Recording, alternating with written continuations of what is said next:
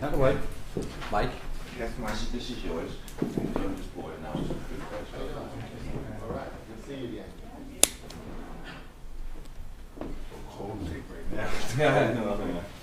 Okay, well, bring me So, down. yeah. Hi Mike, I'm Stuart Gerald, I'm from Sky Sports News. Nice to meet you.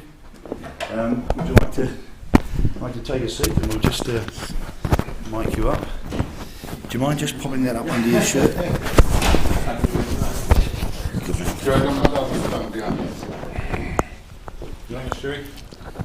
Thank you, mate. All right? Yeah, we'll just do a sound check. You comfortable there? Wonderful. Good mate. Okay. Right. Before you go to bed. And all my life now, I grew up, that's such full of bull horse junk. And I find myself 45 years old praying and going to bed. And it works. No, I don't know if it works or anything, but it always evolves back to youth. Yeah. It evolves back. Yeah, great. Well, first of all, Mike, you're over here again to do a series of evenings with Mike Tyson.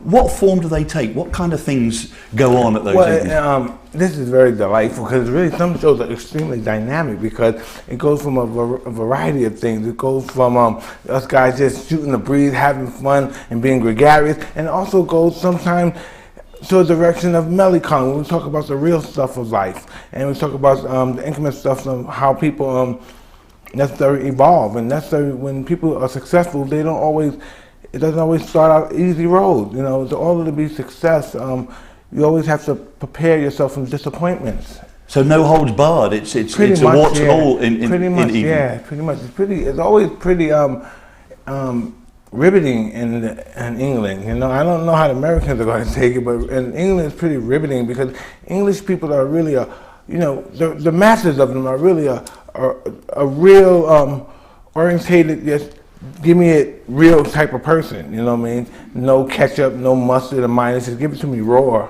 What kind of things do they want to hear from you? They want to hear about my life. They want to hear about particular ordeals that happened in my life, and they as well as the boxing. Yeah, but it's been the biggest fan base I had since the beginning of my career, bigger than I think the Russians, bigger than the Ukraine. It's really serious. You know, it's really serious over here, and it's been consistent.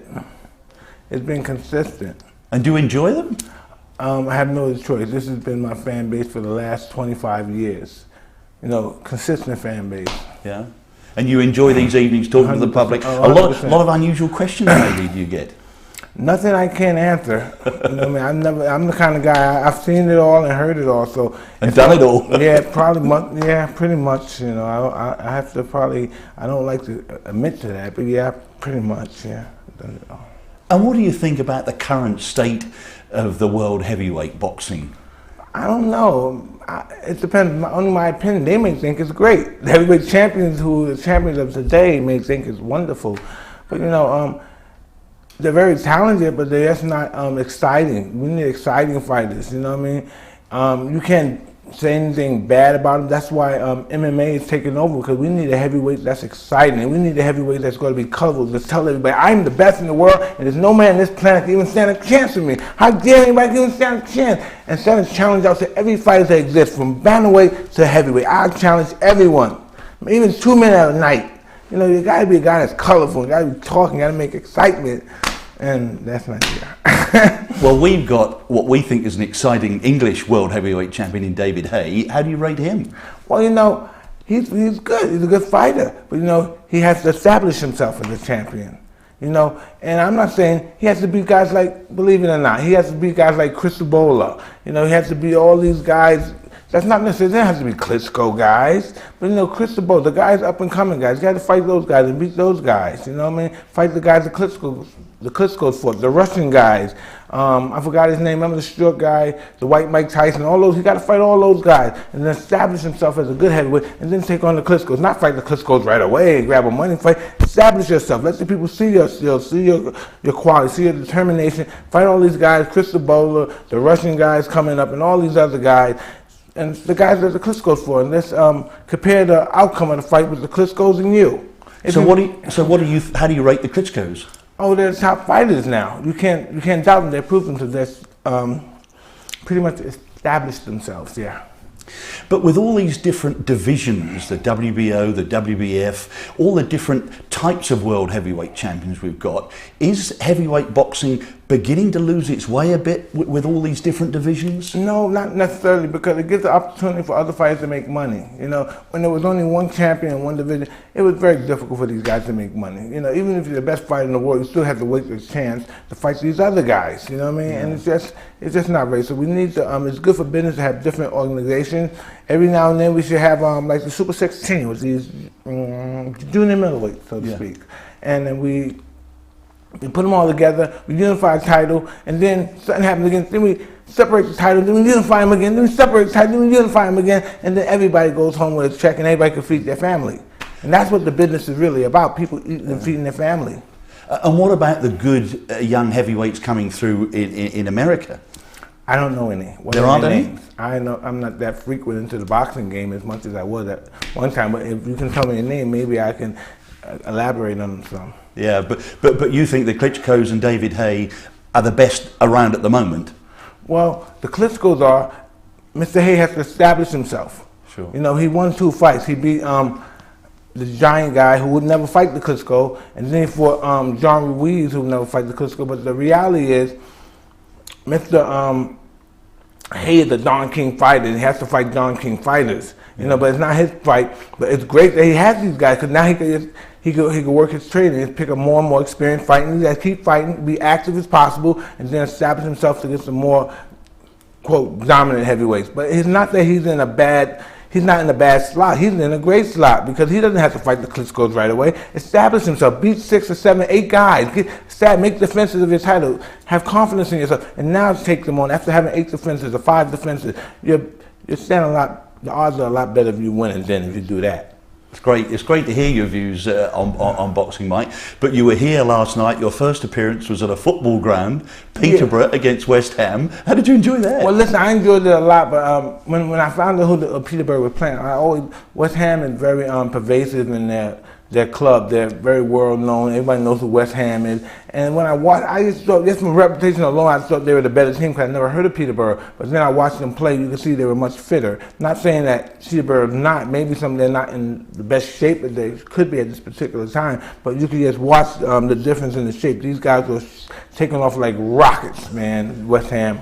So you enjoy football? You watch it? No, I know. I'm one of the few African Americans that have any knowledge of the sport. Yes. Did you see any of the World Cup? Any of America's games? Yeah, I watched them. I think the World Cup had the worst falls in the history of World Cup history this time. They had worse calls. These guys, in America, for instance, when the guy made the goal and he called it out, this is ridiculous. Well, England had a similar problem with a goal that went over the line. Oh man! It's just, so you're getting heavily into the football game. I was always a bit of enthusiastic, but not as much as I have become because of my ventures over Europe and stuff. But it's a pretty up and coming sport. It's not as much popular in America, but it will probably another 20 years, 10 years. You never know. And have you heard of Thierry Henry? Excuse me? Have you heard of a footballer called Thierry Henry? No. Where's he from? Well, he's a Frenchman. Yeah. And he's just moving from Barcelona to New York. Really? To play in New York. Well, I don't know. Listen, and he's a big world famous name. Well, listen, right? Only thing I know about New York is the Cosmos at one time, you know, and I know in soccer, like in boxing, a guy could be a big hot shot 1 minute, and then he could disappear and go to oblivion the next. You know what I mean? This is a running game, and when you're playing a running game, injuries are just so horrific. You're going to get hurt. Sure. Every night. It's a running game. And our bones are not meant to be ran on a certain surface, and we're going to get hurt. So normally soccer players don't last too long, like certain boxers. You know, only the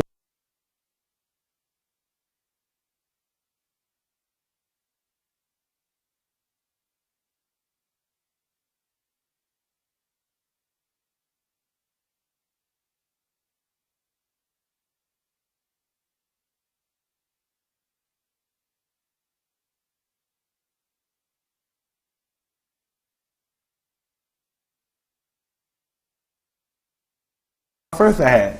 And you wear them when you're at home, or? Oh yeah, because I wear them with my my shorts and everything too, and they look pretty stylish. So I like the soccer shirts, the soccer outfits. Yeah, in the summertime. Yeah. So while you're over here, if there's any other games, you'll try and take them in as well, will you? Well, I would like to. I seen the Russians play against, who the Russians played? They played against the world champion Brazil. I think it was Brazil at the time. Yeah. Yeah, they played. Yeah, I watched them. Good. And you talked about pressures and stress and everything earlier on. The big sporting event in this country at the moment is the Open, of course, and Tiger Woods has won it before. He's gone through a lot of problems in his private life, and he's got to try and put that behind him to do well at the Open Golf. How does a top sportsman like yourself, when you've had problems, cope with those pressures and try and focus on the job in hand, winning? Well, when you're at that level of the game, when you're truly at that level of the game, all your pressures go away by your success. You win, you have less pressures. You win, people talk less about your problems. It's all about, and that's our security, it's being top athletes, our success. When we succeed, our problems disappear, you know, and that's the magic that sportsmen and sensational athletes have. And is that what you did to get over your problems, to absolutely. be successful in the ring? No, absolutely. You know, it's just a problem. You know what I mean? He's not the first man in the history of the world to ever cheat on his wife. You know, it's going to go away. You know, he's not a bad guy. He had bad mistakes. He believed all his articles. He thought he was God. He thought he was special. And when that happened, God has a way of showing you that you're not special. You know, in the history of the greatest people in the world, don't you know that God always strikes the biggest buildings with his lightning thunderbolts and